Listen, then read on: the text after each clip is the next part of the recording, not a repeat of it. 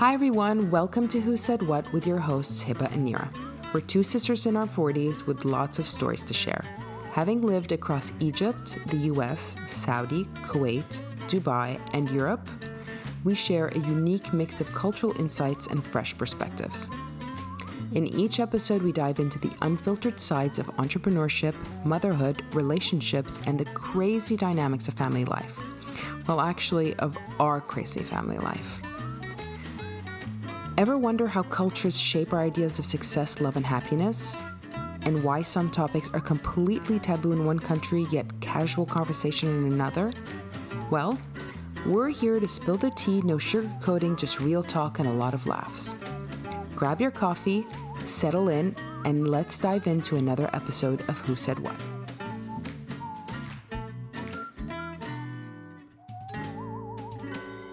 Oh my God.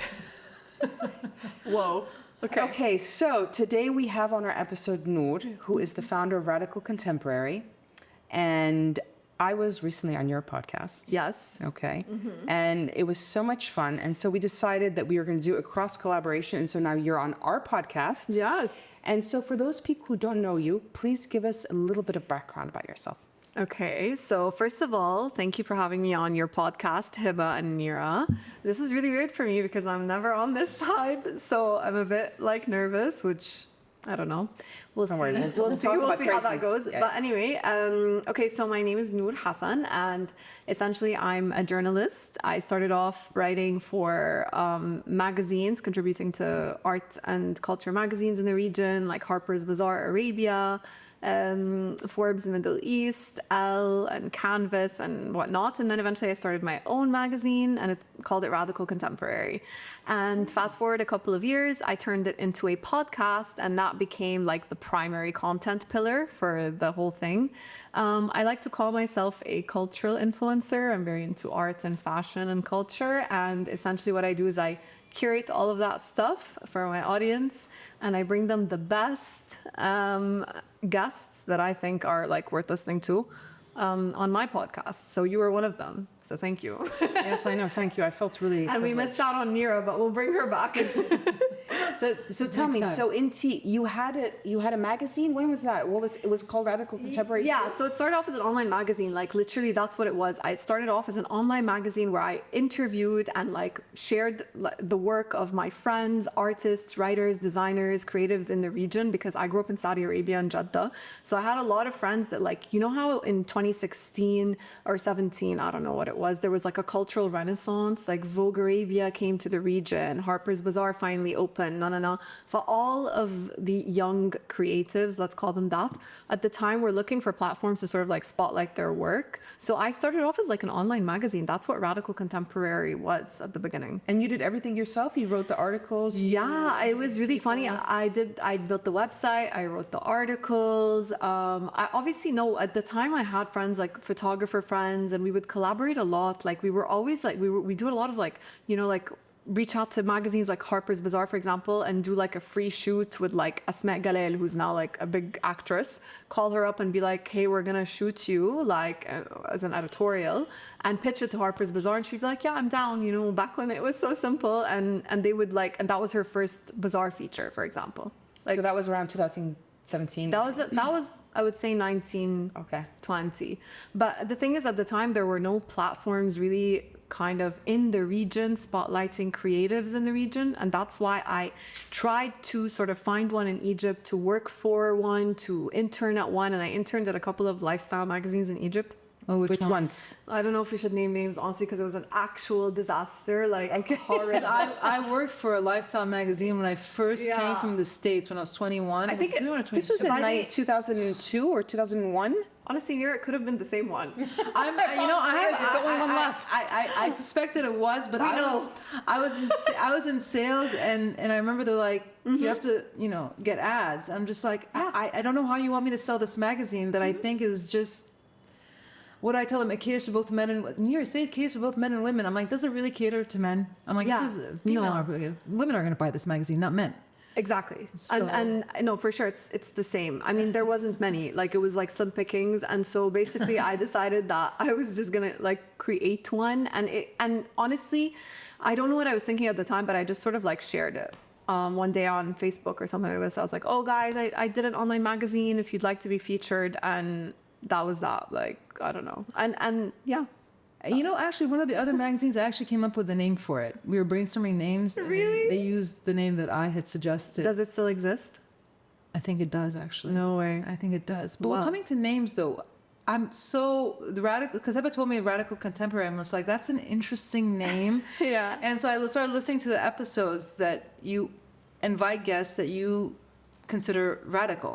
And so how do you define like why, like contemporary because it's today, and radical, what goes under your umbrella of radical? Like, Yeah, I mean, the name is really I interesting. like it a lot, by the way. You like it? I like is it a good. lot because it's just it makes you wonder, what does she mean when she says radical contemporary? Like, what is the message that's behind the name? Yeah. Almost.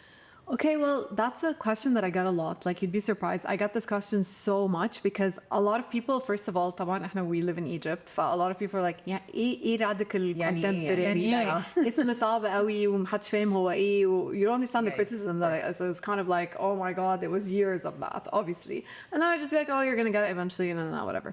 But قصدي انه basically, I think I was always infatuated with the word radical, like to be very different, out of the box, to be bold, to be loud, to be yourself, just in a very unapologetic manner. So I always liked the word. And then I added contemporary a little later on because I just, like you said, in the now. And the guests that I choose are radical contemporaries because they are people who are doing something different in their field. They pioneered something. They are out of the box. Like you guys, your podcast is super unique for the region. Thanks. Like you're so honest. You talk about everything and it's interesting and there's like guests, but there's commentary and all of this. It's pretty radical. It really is. That's basically the name. And it went through so many evolutions over the years. It was just radical, then it was radical official, then it was radical contemporary, and now we're relaunching, and we might change the name, which is a big. But why are you going to change it? Well, Because we're gonna change it. probably it's very well known for people. Are you worried about changing it, or is it? Look, it's been like 2 years of me thinking of changing it. I think it's like a weird, like new era thing for me where I woke up one day and I was telling you before we started recording, I don't know why, but I looked at the branding and I was like, I don't like the branding. It was pink. I'm not feeling the name anymore. And because we're kind of like a curatorial platform, ultimately what we do is curate, which is, I think for me, that's the next big thing on social media. Like, it's not about trends or lists or influencers or anything like that. It's about people like who are really, really good at curating, at finding taste. And like, for example, you, Heba, you like interiors. So you're going to go to the ones who can curate for you, like what's the best in, I don't know, like framing or art. And if you like baking, you're going to go to the ones that are really curating the best ingredients or giving you, tangible suggestions. So the new name is probably going to be it is the Curation. And that's just simpler for me because the whole radical contemporary thing, you guys get it, but 99% of people, they don't. Okay. Yeah. Yeah, and so I like the new name. It's nice. But I like radical contemporary. I thought it was really cool because it kind of really makes you feel like, ooh, this is something. Yeah. I mean, It's radical. Radical.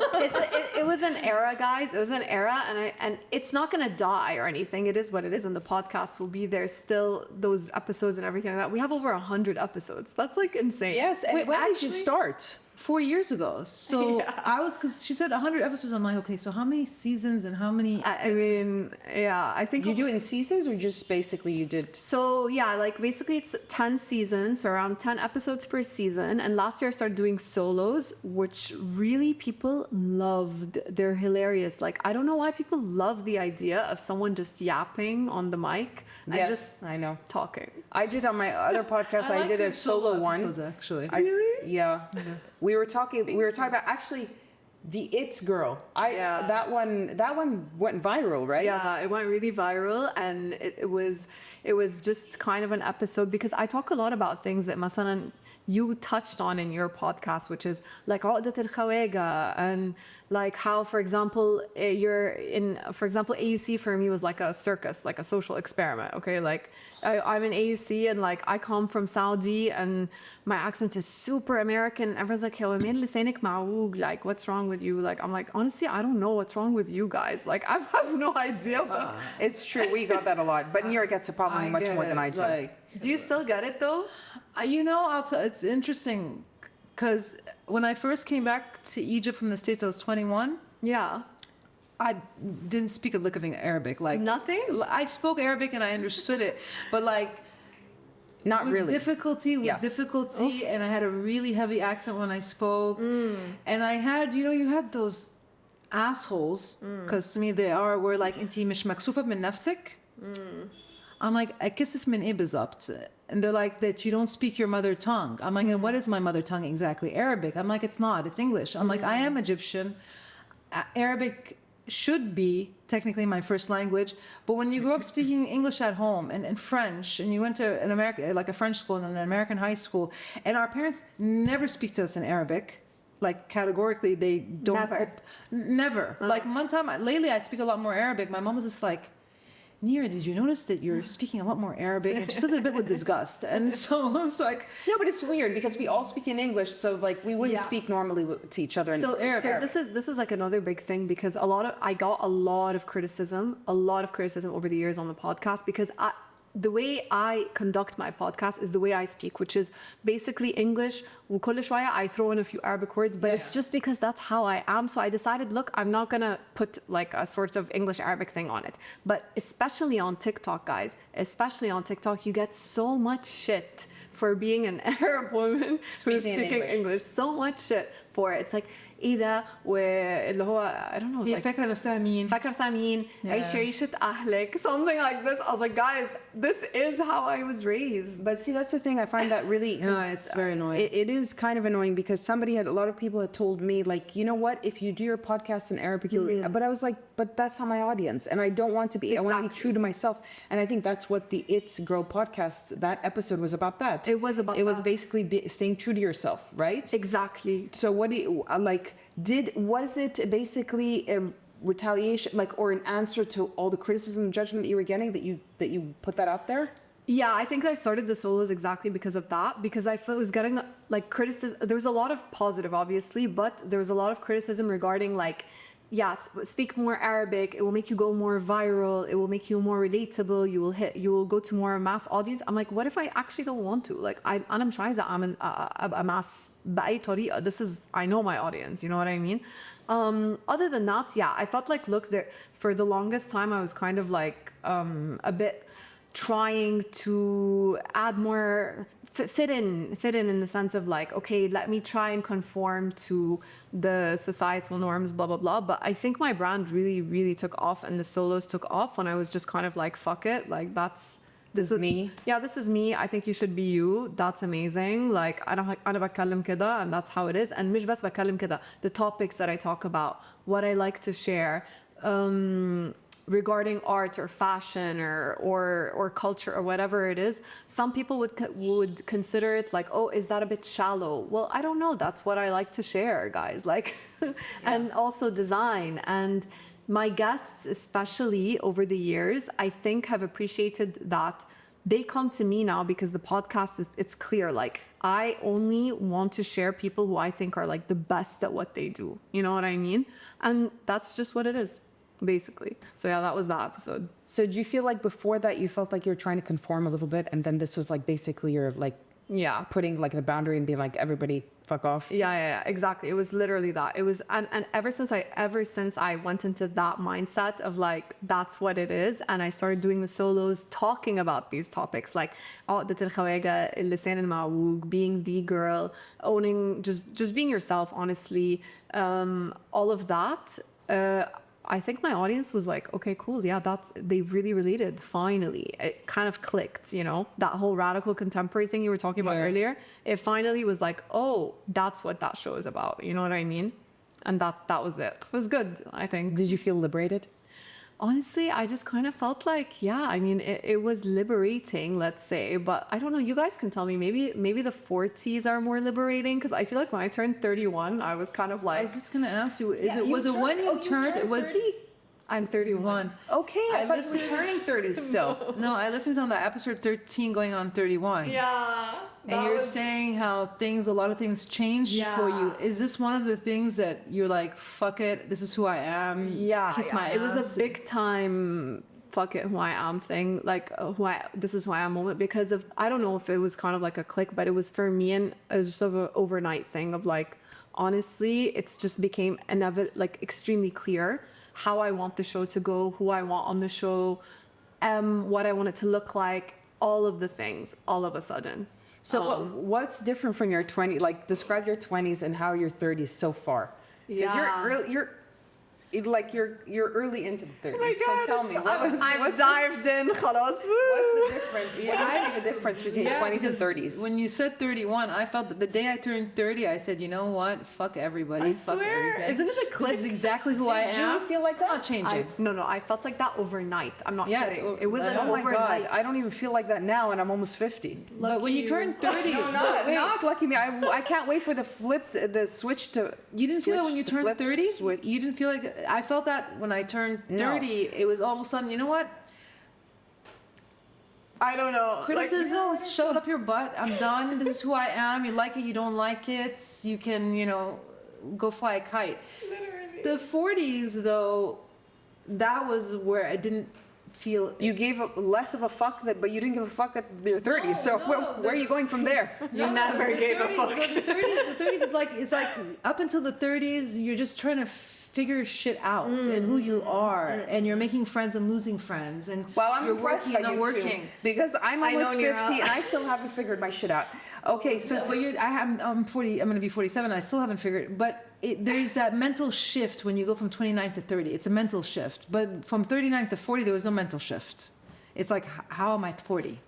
No, but can I tell you something? That's- You asked me about the 20s. Okay, so the 20s was like a bit of a I honestly think I wasn't even conscious. Does that sound weird? Like I wasn't even fully I was not I get that. conscious. Like I know I'm. It's like a blur. That decade's a blur. You're doing things, you're having fun, but you don't really know. Inebriated half the I was time. not conscious. Like I don't believe I was. Honestly, I don't know what's driving you, kind of thing, right? خالص. All I know is that I just thought it was a good idea to create a brand. I know I needed to. I had a message.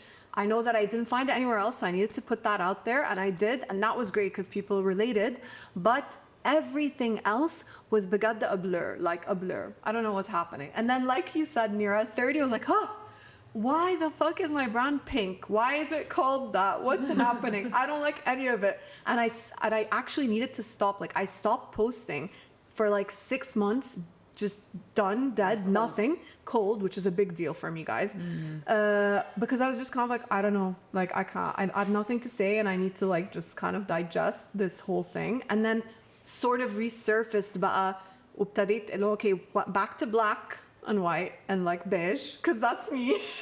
And like stopped That's me with the too. whole, yeah, you know what I mean? Like what that was, but it needed to happen, and I think it's totally fine. Like for entrepreneurs, I think honestly, Zamin, it was kind of like you create a brand, you name it something, you pick a color, and you die with that. And I don't think that needs to be the case. I think you really need to understand that today, guys, it's okay. You want to change the brand name, you want to change the logo, it's fine. You can pivot now. You can kind of adapt. You It's can nice. pivot and adapt, but why?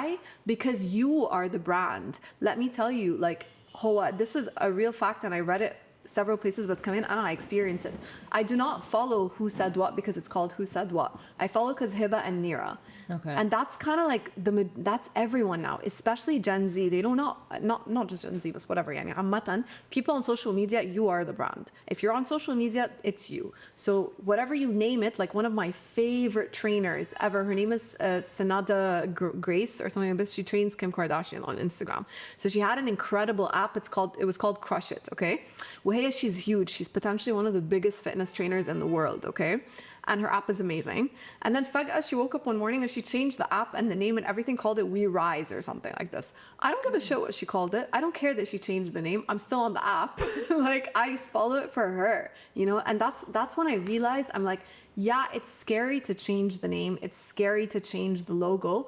But in this moment in time, people follow you because you're the brand.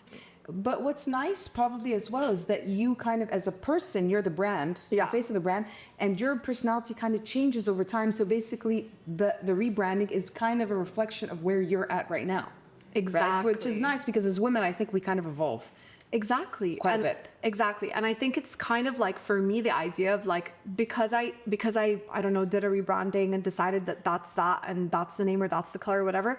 For me as Nour, I don't know if you guys are into human design. I don't know if you're into it. It's like, your human design, like you, yes.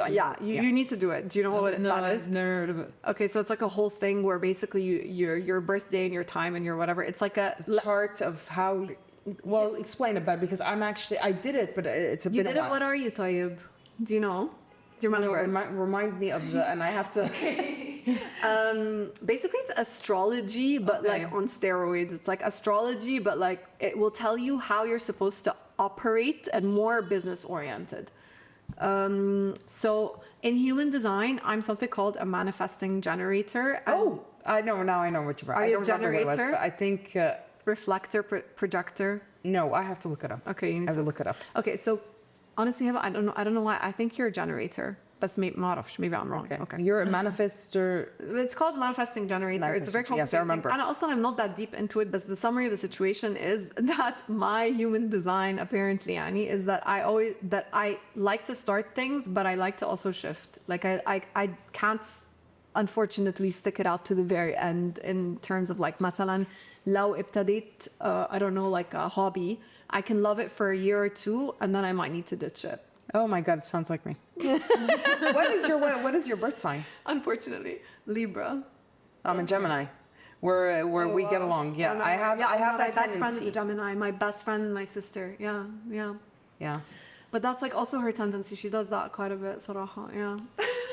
There's some things I stick with very long term, and then other things it's like I try it out, but I like to dabble. I like to take risks and try different things out, and if I don't feel like they don't fit me, if I am not being true to myself or authentic, then I cut it out. Exactly. Completely. Yeah, and that's kind of it. What are you, Nira? I'm Sagittarius. Sagittarius, which is like now. Yes. Yeah. Look, honestly, Sagittarius is a very like chill sign for women. That's what I feel, but unless you're not chilled, I don't know. We're fire signs. She's chill sometimes, and sometimes she's not at all chill. No, I think we're loners a bit. We're fire signs, so we kind of loners. I wouldn't describe you as a loner at all. Honestly, from your No, we podcast, you are. sound super social. Like I think.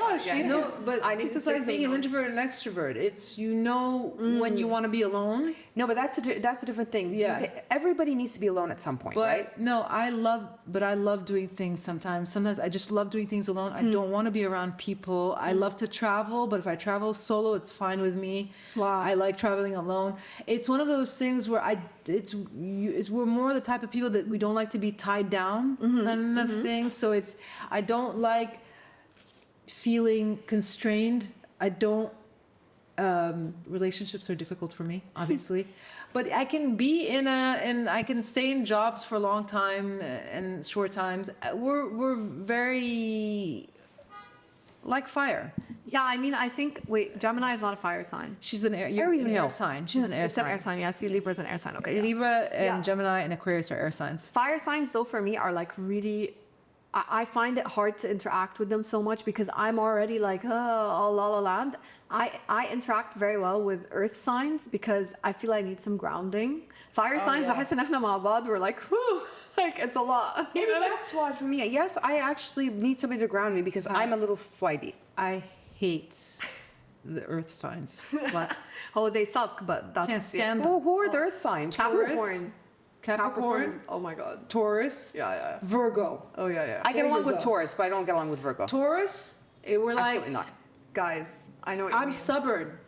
Taurus, stubborn as a bull, clearly. It's like, Earth signs will not move, honestly. Yes. By the way, my husband is a Capricorn and so is my sister. And my sister, من كتر ما هي like عقدتني from Capricorns, I was like, I will never date a Capricorn. I will never go near a Capricorn. I ended up marrying a Capricorn, yeah. and fire sign is it? And like it was really. I kept my kids in my belly for an extra week so they don't turn out to be Capricorn. By the Capricorn, by the way. thank God you did that. That is the smartest They're thing Aquarius. I've ever heard. Thank God. I'm not kidding. I'm telling you from I don't know why. I don't know very many Capricorns, but I had my cousin. She told me, "Don't you dare even think of letting them be a Capricorn." But I said, "Okay, I'll keep them in for And another there's week." like a girl in your kids. Okay, so you know what? Thank God. I'm not even kidding. Like, oh. Capricorn girls are, I think, not very easy friendly. But fire signs are interesting. The other thing, like Capricorn, fire, we work well with air. Yeah. Like when you think of fire and air, it goes It's a well good thing. together. Yeah. Fire and fire, we're very good together. Like fire signs Fire get and along. earth? No. Fire and water, it's a tumultuous Who are relationship. the water signs? Who are the water signs? I'm getting very curious. The water signs is very clear. Scorpio, Cancer, and Hold on, Pisces. I get along with Cancer very well. Water. Water. So the different, like fire, earth, you're just putting out my fire, like Guys, constantly. I love astrology, and this is the reason why I went into human design. Like I like dug into it a little bit. There's a girl called Jenna Zoe. She simplifies this whole human design thing because it can be very complicated. She has like did an it, app yeah. or something. Yeah. I did the test and all of that, and I don't remember what I so was. curious, you'll But I have to tell wasn't me. very. I wasn't very gripped by it. I don't know. There was something because I like all of these things. I did the Enneagram. what are you? The Briars Miggs. Are you an Enneagram 8? No, 4. Okay. 4. The Oh, I haven't done individualist. those. What are you? And I'm an 8, which is an active controller. Oh, are you? Horrible. Are you I think controlling? so. No. I'm not controlling, except for maybe I'm very like I work very well alone. I like. I think that's why I ended up being an entrepreneur, which I really wish I had loved the 9 to 5. I think it's so much. I think it's an amazing thing. I think it's so much better. I think it's so much more like, if anything, more freeing. I don't know sure. why. I don't totally agree. But God, it's a misconception, entrepreneurship, and no, it's something that's like freeing. No, but I can't do it. I hate having a boss. I hate being a boss. That's kind of my thing, but I have to be. But yeah, so active controller is an Enneagram 8, and I don't know, I'm working on that. But it's fine. I mean, because you know, I think a lot of this is about self-awareness, Yes. and once you know what you are, and Exactly. it can accept it. I think the most important thing is to accept it, because then you're not the unhealthy kind of the side of it. Then you'll just be, you know, that's who you are. You shouldn't be fighting who you are. And I think that's everybody, each sign, you know, whatever is something. I mean, they have pros and cons to it. Yeah, but you're both entrepreneurs, right? Like technically, right? Yeah. I worked a 9 to 5 job a little bit longer than Heba. And Yeah, you I like did it? work 9 to 5. Yeah. I like the structure Yeah. of a 9 to 5 job, you know, where you have to be there at 9, but if 5 comes 5 and you don't have anything to do, you can leave. You can leave, yeah. Weekends are your weekends. Don't call me on the weekend. Right? So it's It's simpler, like you said, it's free. And Nira also, I think like with the 4 fat ladies too, did very well there too, because Nira gets along with people as well. Yeah, they like her. She's sociable, but they get along with her. Yeah, she made me brownies, and like that was so nice. You're welcome. Yeah, I And know. they're delicious. She's super. Yeah, Nira's very like the mama I love it. bear. But yeah, with no kids. Yay. No, I get along. I get along with people. Like when we went into the factory and stuff like that, right? You get along with people. This is when I use my accent to my advantage. the Yes. heavy American accent when I speak Arabic. They're like, Yeah. hey, that's so cute. لذيذ قوي مش عارفة. So I used to get away with a lot more. Like they're like, yalla, yes, amazing. You can get away with a lot more, and if I start getting irritated, I start bitching in English. Like I'll start insulting in English, so it's okay. And it just sounds better than if you insult in Arabic. funny. It's true. So, but yeah, no, I got along with the people in the factory and stuff like that, and they're lovely people. I actually just talked to one of them. I called one of them the other day. But no, I like the 9 to 5, but there are a lot of other things about the 9 to 5 I don't like. I don't like being in suits at all. So being a chef is like physically, dress code wise is exactly, you know, I'm in my sneakers, I'm in my jeans. I You're like relaxed. that. I went to a job in her element. I went to a job interview where they're like, you know, Nour, you're gonna have to wear suits. They said suits. I never followed it up. Just because of suits? Yeah. The moment I left my 9 to 5 job, I took all my suit jackets, my pants, and I literally gave them away the next day. No way. I hate. Well, you guys look comfortable. Let me tell you. Like, you both look very comfortable. On the sofa, uncomfortable now. No, in general, like just comfy. You know what I mean? Like, Yeah. I mean, I think that's a big thing. Like, honestly, a lot of people, they're like, oh, the podcast and like you're an entrepreneur and whatever. It's a lot more work. It's a lot more work, and you do not get your weekends. You're always editing. Yes, last night I was looking at like editing footage, whatever, up until like I don't know what time, and it's just always on your mind, and you don't have that like cutoff point. So sometimes I wish I was the personality of a 9 to 5. It's true. You don't have a cutoff. You kind of like you wake up, you sleep thinking about it. Yes. But I want to ask you about your podcast in terms of when you first started out like 4 or 5 years ago. What did it come naturally for you? Did you consult anybody? Did you say, I'm thinking of doing this? Like, how did you do it? Or did you just be like, wing it, I'm going to do it and we'll see? And do you feel like it was an evolution? What do you think you were, what do you think you were good at? And what do you think you were bad at? And like, how did you deal with it? Okay, so I think I asked you a similar question because you're very good at it. You're very natural at it. Well, I don't know if I'm good at it, but like I think it's I like talking to people. Like that's one thing. I really like talking to people, and I like meeting new people, and that's part of the reason why I did it. But I don't know. Look, the podcast was kind of a sudden thing. It was weird. Like I kind of felt like there was this wave coming towards the region of like podcasting being the new thing, and I was always listening to podcasts. Can be like for a couple of years. And they're really, in 2020, right before Corona, there were like barely any podcasts in Egypt. Do you remember? You were one of them. I was one of them. Exactly. You were a pioneer, guys. Okay. So, no, seriously, there was like nothing. So I was like, okay, كم واحدة كده, Enterprise had like one. I don't know if they still have it, whatever. And then I was like, okay, you know what? I need to start a podcast. Like I need to turn this online magazine into a podcast. I fully, overnight almost, bought podcasting equipment, mics and interface, whatever it was, taught myself audio editing, and then and I was like, okay, so how do I make it different? Contacted my friends, like my regional network. And my first guest was actually a Saudi Arabian artist. His name is Ali Shaban. He's very well known. And he does like these like Aladdin style magic carpet rug installations that are really, really cool. And he was my first guest. I was like, hey, do you want to do a podcast episode? He's like, yeah. And one of my also first guests is Natasha Yonan, who's an amazing photographer. She does the photography for Harry V, which is like a jewelry brand. Yes, Gartan. She's his wife, actually. Oh, so, I love Harry. Farouche's wife, yeah. I like this. So basically, that was like my first few guests. And no, it didn't come naturally to me. I thought audio editing was really, really difficult. I needed to delegate it. And so I figured out how to do it myself. And then I delegated it because obviously it's not the easiest thing. I think the hardest thing about the podcast is what we talked about, is that I started audio and I stuck with audio for a while until I started feeling like, okay, it's time to do video. And and that then it gets very complicated. It is. It's complicated. I think I stopped it at the first time around because first of all, I like this more, the actual physical person sitting in my living room and talking to, because then it feels like you said, I agree with you in that sense. I love the podcast that we're connecting and we're talking to new people that are very interesting. Yeah.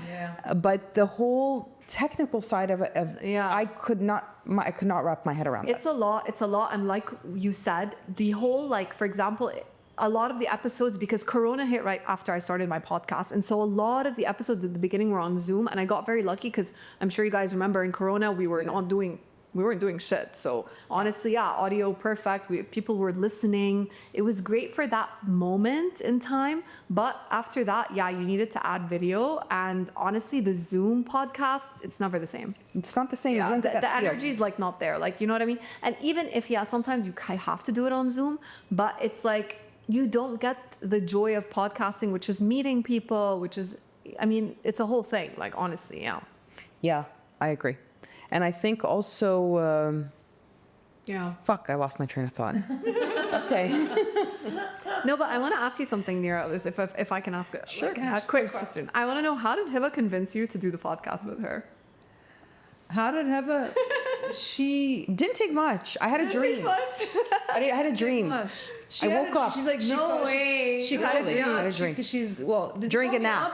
Did you just come over to the house? No, it was a nap. I remember so well. I was afterwards, taking a you nap come over to the house. somewhere. She's like, Nour? She's like, oh, you sent me a voice message. No way. I was in Sahel. Wow. She's like, Nour, I had a dream. We have to do this podcast together. No way. She's like, I see it. We're doing this podcast together. It's very, very, we're like very good together, and we're going to be very famous. And We're going to be very famous. She promised you the dream. Yeah, I have to give her something, Nira. No way. She told me about that, and to me, it just I love working with Heba and doing stuff with Heba. So we've always been very close, and only a year and a half between the two of and us. so you agreed. You're like, yeah, I'm down. Yeah, sure. Amazing. And Love it. this, like, as long as I can be myself and talk the way I talk and say whatever I want to say, it just We try to limit that somewhat, Yeah. but no, but there's no limiting. I'm one of those people that doesn't really have stage fright and stuff like that. I love that. Just That's doesn't- amazing.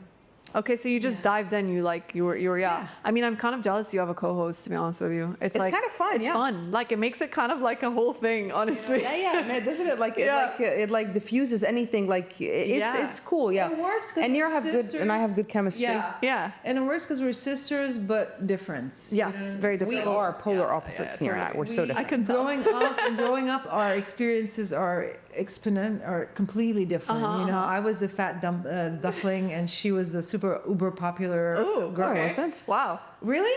Well, you weren't popular at all, Heba. What are you talking about? Oh my God.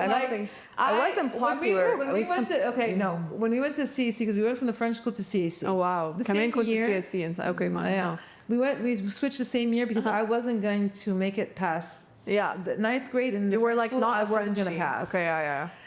My brain was not made for languages. Yeah. Period. That's fine. My sisters are the complete opposite. Yeah. So Heba knew a lot of people at CAC already. I was a dating freshman. somebody there. Yeah, you were dating somebody. I was Oh, a wow. freshman. She was a sophomore. Besides the fact that you were dating people, a lot of the people Dating like- one person. I was not a slut. No. Oh my God. Sorry, I didn't mean it that way. I'm joking. I didn't mean it that way. Besides the fact that you were dating what's his name when you went, you knew a lot of the people that were a year older than you, like Ali and all of those people. Oh, he was on the that- podcast. I want to listen to that episode. Yeah. Yes. I'm excited about he that. was a year older than you, or It was a fun episode. Yeah. or two. She knew a lot of the people that were. I was a freshman, and in CEC they kind of separate the freshmen from the rest of the high school. The first day of, yeah. so you're in the auditorium. And Yeah. The only person I know is my sister, who's down there, and they make the freshmen sit up in the balcony, and I knew nobody, and everybody knew each other because they knew each other from middle school. Yeah, and Heba was like popular already. So she knew everybody Yes, already. wow. Me, for the first, it was actually CSC was quite depressing for me. The first 3 months, I spent lunch break and the other break in the library. Yeah, but like Doing absolutely nothing. but you guys enjoyed like school in Egypt. I loved CSC. I didn't like CAC at all. I loved it. Really? That's the thing. That's why when she says that, I felt very isolated there.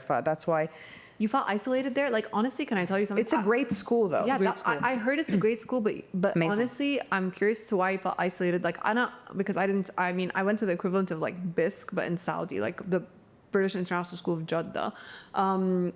And I think the only girls that I relate to in Egypt exclusively are either girls who went to CAC or girls that lived abroad.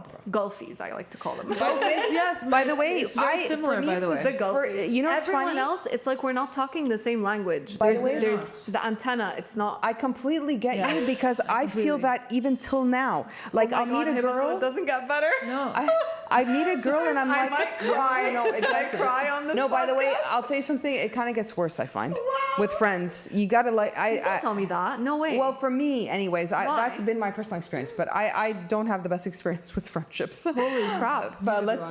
So it doesn't get like more. You don't meet somewhere. Even مثلا becoming a mom, becoming an entrepreneur, and whatever. Well, listen, you're lucky because you're younger, and maybe you have a lot of your friends. You're younger, and you got married at the same time. I didn't have kids until I got later on. So Yeah. now the people that are moms like It's me, like the younger they're moms. like 10 or 15 years younger than me. Okay. So it makes me feel. Yeah. First of all, I don't. Not that I don't relate to somebody who's younger than me, but for some reason there's. It's not an age thing. It's a no. It's not. I don't know. It's a generation gap. It's No, it's a cultural thing, by the way. It's a cultural thing. It's not an age thing. Like for example, Hiba, because Nira, like we just met now, but like Hiba, honestly, I feel like Hiba, it's like I've known you. I feel like okay, you get me. I don't know. You get it or something like that. Like, I don't know how to explain. I think so. Yeah, exactly. But like, and you get the podcast, you get etc. But I think there's a certain sort of like way, when a Gulfy thing, or when you were raised abroad, you weren't raised in Egypt, you were raised in a certain westernized way. I think it's very hard to be relatable. And then I think this is going back to my solo episodes, which I talk a lot about this. I think relatability is kind of like a very tricky thing. Like, you don't, especially in Egypt, where everyone knows each other, you stick out like a sore thumb. And you feel a little left out. Yeah, you feel left disconnected. out. You feel left out and disconnected, but I always felt like that. Yeah, exactly. And the thing is, I think though the trick to that is honestly embracing it, because ultimately I always think to myself, if I wasn't this person, if I hadn't been raised abroad, if I hadn't been in Jeddah, blah blah blah, for example, my podcast, my show, my content would not be able to would not have that depth. Exactly, and it wouldn't reach regional audience, it wouldn't reach international audiences, which it does factually, and I think so does yours. So maybe it's kind of like a trade-off. I look at it that way. I totally agree with you. I think because we lived here probably longer than you, but we went to college in the States. Oh yeah, well, and that's when I came back, I felt a strong disconnect. Yeah. I was always a fish out of water in Egypt. Yeah. And I think I still am a little bit till now. Yeah. But I own it and I'm okay with it. And exactly. I mean, you guys had a brand called Four Fat Ladies, for God's sake. Like, I can't believe you called it. By the way, my husband was like, how could you not ask them why it was called that? Why did you? Can someone tell me why it was called that? Well, Nira brainstormed the name. We brainstormed a bunch of names, and Nira came up with that name. And we were initially 4 partners. Okay. And we basically, one of the partners left, but then it was just it's the 3 sisters, and we said, we'll just keep it the Four Fat Ladies because it has a very nice ring to it. It does. And we didn't have a store at the time, so it was, to me, my thought process, because we were brainstorming so many different names. It was Buttercup, Sweet Tooth, and I felt the boring like, ones. Wow, yeah, the boring I love like Buttercup, but Buttercup is a yellow flower that nobody's gonna understand what that is. No. So, but you almost want to think of a controversial name. Yeah, it was. And let me tell you, it was controversial. To me, it wasn't. I realized it was. To me, it was. But that's the fish out of water thing. Like, to you, that's like so funny, haha. And then like Everybody's like, no. What? And then I remember thinking about it, because one of my favorite restaurants in Boston is called Zaftigs, which means large woman. Oh, wow. In Yiddish. And I love the branding of that restaurant. We love this T-shirt. It was so cool. We said we wanted to do branding. Fat woman on like wearing a corset. So funny. And then the back is her back. It's like a sense of humor, though. Like, it's a sense of humor. Did you get it or not? I don't know. And then there was those 2 heavy set, like really heavy English women that had a cooking show on TV. Yeah, we didn't know about that until later. They're called the Two Fat Ladies. I knew about it when I was thinking. I never knew that. Oh, I never knew about that. That's why when I was thinking about the name, I'm like, we're 4 women. Okay. And because we didn't have a storefront, I really felt like I wanted the name to spark somebody's interest to stick. I think honestly, with radical contemporary, that was kind of like also my thinking. I knew for a fact people would find it a weird name. I knew everyone would ask me, forever, what does it mean? And I had no problem with that. I actually kind of like it. I think even with the curation, I think people still don't understand fully the concept of curation. I think I'm at the sort of, again, in a first mover area here, so I'm willing to hop in and take the risk. But with my name as well, and with my branding, and with even my tariqa, the way, my tone, my content, everything like that, it was kind of edgy and bold, very, very edgy and bold in the beginning. I think I toned it down a little bit.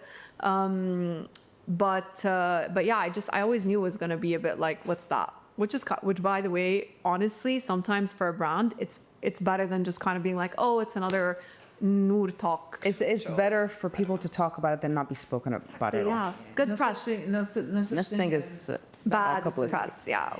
And there was one thing I wanted to ask, another thing I wanted to ask you, given that you grew up in Saudi and you came here and you felt a little bit maybe disconnected, For sure. how did you meet your husband? How did I meet my and husband? Did he grow up here?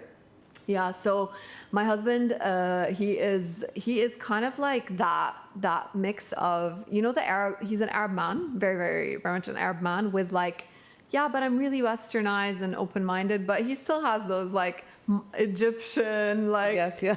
you know when you dig and you're like, no, there it is. There it is. You know what I mean? But like, no, he went to MES, so he was kind of like the schooling was kind of the same, but he did go to college in the UK. So I think similar to you guys, I think it really like it shaped him. It shaped him a lot, and I think if had he not lived abroad, I don't think we would have clicked at all, because I do not again relate with the typical Egyptian guy. Do you know what I mean? Like not that there's anything wrong with that, but he wouldn't relate to me either. I do. You do? Well, I mean, Godspeed. They love I've the dated quite a few actually. they love the لسان معوج. ما هو it's yes. very attractive, أوي. it's very sexy. Yeah, of course you're super mysterious until هو مش فاهم ولا حاجة أنت بتقوليها. Then it's like a bit awkward. I had a boyfriend. That's a bit awkward. Like I had a boyfriend who didn't speak English. Oh. On. And my Arabic was in this. I was how old? I was. did you have a translator? Like in bed? Did you have a translator? No, we never got that far, thank God. And the thing is about that, you don't need a translator there. 1 second. Do not do that. لا بجد. How were you communicating? You know, because I would speak in Arabic, but like, Wow. But when That's if we ever educational. had an argument over the phone, I'm like, stop. I'm gonna come see you because the arguments over the phone, it's like complete lost in translation. No, But I mean that's the same. Actually, have to. I have a question. When you argue with your husband, Yeah. do you guys argue in English or in Arabic? Yeah, we argue in English. That's the thing. Like, and it's weird. And like back to your question, we met through friends, and we didn't like each other all at the beginning because I think he is definitely the more Arabized, Egyptianized side of the relationship. But he grew up here fully, and I did not at all. And it is, by the way, it is a cause for clash sometimes because I view things in a certain way, and I'm also kind of like not at all what's the word, like I do not worry as much about like being super PC or I mean you know what I mean, like Enter Hibania. and also and he's different in the sense that obviously he's not, I'm sure you're the same in general, like there's always one person who's very so on social media and content and he's like the exact opposite of that, like he does not exist on that world. So it's kind of a bit of a weird thing to manage. Having a podcast is strange because one time I was somewhere and we were just walking around and I was talking, and then someone came up to me, he's like, oh my God, Nour, I recognized you from your voice. And he's like, people are like out here listening to your voice for hours. Like, that's a bit weird, right? Like, like I don't know. And it's like, yeah, I guess so. Wow, that's pretty cool though. That is. It is, yeah. And he's supportive of you, of your endeavors? Yeah, for sure. Like, I mean, I recently just showed him our episode and he was like, that's looking forward to it. Really cool. Yeah, he is. Yeah, for sure. But I think, honestly, the social media thing with guys, it's not an easy thing. I think especially, it depends on your man, okay? But some men are super down for their girlfriends, wives, significant, whatever, to be on social media, and others find this very uncomfortable, and it's kind of a bit of a roller coaster. And I think honestly, with putting yourself out there on social media, even me, I think it's really, really hard to do it consistently. And even me, sometimes I get phases where I'm like, I don't want to post. I don't want to do anything. But the problem with podcasting, and I had a guest the other day on, she's a makeup artist, and she was telling me she's very, very big and extremely busy and does like makeup for everyone from Wanazaki to Yosra, etc. She's like, in my field now, if I don't post, people think, oh, di khalas, like بطلت تشتغل. When it's like, no, she's just on set until 4 a.m., 15-hour days, guys. Does not mean she's not working. Why is this now part of it, So it's kind of like the whole social media thing. It's really like, for me, it's a love-hate relationship, for sure. So you do feel like it's a bit of a pressure thing for you? Because I would think that, because for me, it doesn't come naturally at all to me. I don't like to do it. I hate doing it. Yeah. But for you, I felt like, you're younger, so I thought maybe it comes more naturally to you, and it's like something that you like doing much more. No, I think honestly, like, I think for me, maybe because I'm a millennial, let's call it that. Not that I think it really matters, but I think the only generation that fully comes naturally to are maybe the Gen Zs. But for me, I'm still at that point where I have a love-hate relationship with it, and sometimes I'm like, oh, I'm all for it. And now I've embraced the phases. It's like a flow. I go through phases. I'm posting, I'm TikToking, I'm doing, I'm whatever, and then I go through phases where it's a shutdown. And when it's a shutdown, khalas, you're just not gonna find me for like a month. My God, you're like me. No, but when I was with her after we recorded our podcast, I was like, oh my God, Nour, you're such a millennial. Because she was like, we're taking a picture, and she's like, and I'm posing. just like, I'm Gen X. I'm like this. Posing. I'm like just posing one thing, and I could hear. I'm like doing the poses. I'm doing the poses. Yeah, it's so funny. Like, yeah. But no, like I do love it. But the thing is, it's the aspect and idea of being so consistent that is the problem, and I think it shouldn't come naturally. Why would it come naturally to you? To be honest with you, it is a little crazy, like at the end of the day, and especially podcasting, because it's a very intimate medium. Like when you think about it, like people are like listening to you, you know what I mean? Yeah, it's in the shower, they're listening to you in the car, I don't know, like it's kind of that's what's great about podcasting, because it's so personal. You're like, and you feel like you're sitting. That's great. I was baking. I was like, I can do this. Okay, yeah. Exactly. And I love that. Like, that's actually pretty cool. And I'm so excited. Like, I'm so happy we did a podcast swap, because I was like, I messaged Hiba, and I like ran after her for that. I'm like, Hiba, we need to record. And then I was like, let's do a podcast swap, because this is like a thing. You know what I mean? Like, yeah. It's so tell me, do you have any advice or tips for people who want to start their podcast? Because I have so many people calling me up and asking me, I want to start a podcast. What do you think? Do you have any tips? Okay, so I think that like my main tip for starting a podcast would be to understand that like it's not as easy as it looks, and that the host personally, or the hosts, like I really think are maybe 60% of or more of the success of the show. People, it's not about you as the host, it's about the guests, etc. But you're gonna need to be willing to put a lot of your energy into it. My thing about podcasting is, it just looks like, oh my God, you're just going to talk on a mic for a bit. But guys, it's a lot of energy. Yes. You know what I mean? Like, you talk for like 3 hours, and then at the end of that, you're like fully drained. You know what I mean? Exactly. You're mentally drained. Don't talk to me. No, seriously. And like, it's a kind of like hyper socialization situation, which I love and everything. But my biggest advice is you need to understand that if you're like not willing to put that much energy into it, it's going to be quite difficult, because at the end of the day, you need to carry that show. Yeah, and there's a lot of planning that goes around it. I think people just think they're just going to talk and shoot the shit. Yeah. It's not about that. You have to have some kind of, exactly. Substance. Yeah. And because there's a ton of podcasts now. You have to have something like, that you like and you're passionate about. There's a lot of podcasts, but I think ultimately, like, I think people start podcasts for different reasons, but 100%, like you said, if you have a sort of format that stands out, at least, it will. It will work, okay? But I think it's not enough just to like grab a mic and start yapping. You need to have some sort of like theme, direction, format, character. And if you have that, I think you'll be fine. But the technicalities, the behind the scenes, it's like a full-time job. Yeah. Yeah, I know, definitely. Almost. Oh, yay. Not really. Like, I mean, I'm okay with Hiba managing. Not for Nira. I'm in the kitchen. Nira comes as the star guest. Exactly. She's the star guest who is. Nira. Yes, I know what you mean. It's true. Not at all. I would love to be Nira. Well, because I right now I really want to focus on the bakery. So yeah, I'm excited for that. Yeah. Anything else? Anything you want to add? Anything new that you're coming up with soon? I feel like there's something in the works. I listened to the other show you said about trends.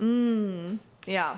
So I can't get into it, but how fast they're going. Do you keep up with the trends in order to be relevant, or is it too fast paced? No, I'll tell you something. Like I'll answer both of your questions. Yeah, I want my question. Well, the same. Or no, because they're together. They're together. Okay. Yeah, because look, I love the idea of the first mover advantage. I have like an infatuation with this idea, and I think if you can get on something first, at least early, then you have a huge advantage over a lot of different people. So yeah, what I'm working on next is the rebranding. It's the relaunch of the new show, which is the Curation. And I really think it's something that's going to be really unique in the region, because I think there's, like you said, a lot of podcasts out there. It's a lot of noise. And I think the most thing we're going to see in the next couple of years is like fatigue from the overconsumption, the too many options. And I think the creators that are going to stand out are the ones that are curating for you. Like nobody wants to sit and like sift through like who's the best at baking, who's the best at interiors. It's just like information overload. Exactly. Someone get me a list and I will go to it, and that's it. And that's what my podcast and my platform is going to be doing. Yeah. Regionally. Great. For now. Are you excited? Yeah, I'm super excited for it. I think it's going to be really, really cool. And I think that the next season, which is coming out mid-December, includes Hiba, which is exciting. Yeah, it's gonna be really cool. Yeah. I'm very happy for you. Yeah. Congrats. Thank you guys, and thank you for having me on this show. This is Thank so you much for coming, fun. and Honestly. we really loved having you. Yeah. You're so bubbly. No, I'm just feeding off of the energy here. Like honestly, it was really fun. Thank you. Thank you, and we'll link up all the information about please. Nour on the podcast. And maybe even Hiba's episode probably might be out. We don't know. Maybe. Okay. Yeah. Cool. Excellent. Great. All right. Thanks. Next week. Thank you. Bye. Oh my God, that was fun. We could have gone for much longer, by the way.